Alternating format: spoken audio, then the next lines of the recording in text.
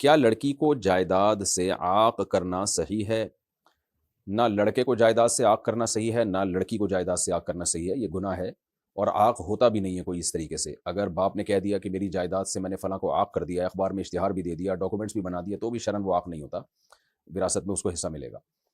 تو اگر آپ کی اولاد میں کوئی بہت زیادہ نالائق نشئی پیدا ہو گیا اور باپ کو ستا رہا ہے، ماں کو ستا رہا ہے، تو پھر اس کو عاق کرنے کا طریقہ یہ ہے کہ آپ زندگی ہی میں اپنی جائیداد تقسیم کر دیں اور وارثوں کو ہینڈ اوور کر دیں، اس کو زندگی میں یعنی دے دلا کے فارغ کریں سب کو۔ بچے ہی جب کچھ بچے گا ہی نہیں مرنے کے بعد تو پھر اس کو بھی نہیں ملے گا، لیکن بہرحال مرنے کے بعد جو ہے اس کا حصہ ہوگا اگر جو وراثت آپ نے چھوڑی ہے۔ اویس صاحب کشمیر سے کہتے ہیں کیا شادی سے پہلے لڑکا اور لڑکی کے نام کا جوڑ دیکھنا ضروری ہے؟ نام کا کوئی جوڑ ووڑ نہیں ہوتا۔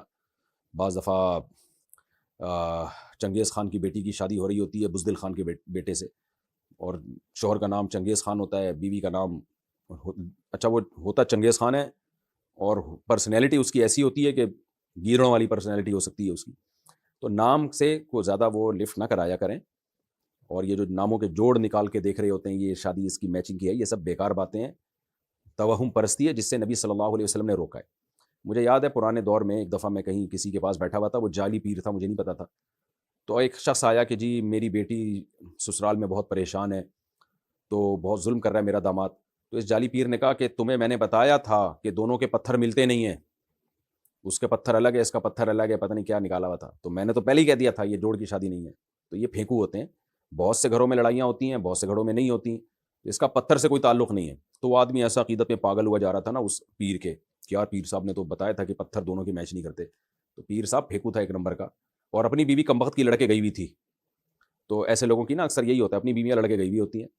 تو یہ جہالت کی چیزیں ہیں جس کو اسلام نے ختم کیا ہے، تبھی تو ہمیں بتایا گیا کہ جو کاہن کے پاس آئے، نجومی کے پاس آئے، جو اس طرح کی باتیں کرتے ہیں ستاروں اتاروں کی، تو اس نے اللہ اور اس کے رسول صلی اللہ علیہ وسلم کا انکار کیا، قرآن کا انکار کیا۔ حدیث کا مفہوم پیش کر رہا ہوں اپنے الفاظ میں، کیونکہ قرآن کہتا ہے غیب کا علم اللہ کے سوا کسی کو نہیں ہے۔ تو پتھروں سے کچھ نہیں پتہ چلتا، نہ ناموں سے پتہ چلتا ہے کہ یہ جوڑ ہے یا بے جوڑ ہے، عادتوں سے پتہ چلتا ہے، خاندان سے پتہ چلتا ہے۔ لہذا عادت کو، خاندان کو، فیملی کو، ان چیزوں کو فوکس کرنا چاہیے کہ خاندانی لوگ ہیں یا نہیں ہیں۔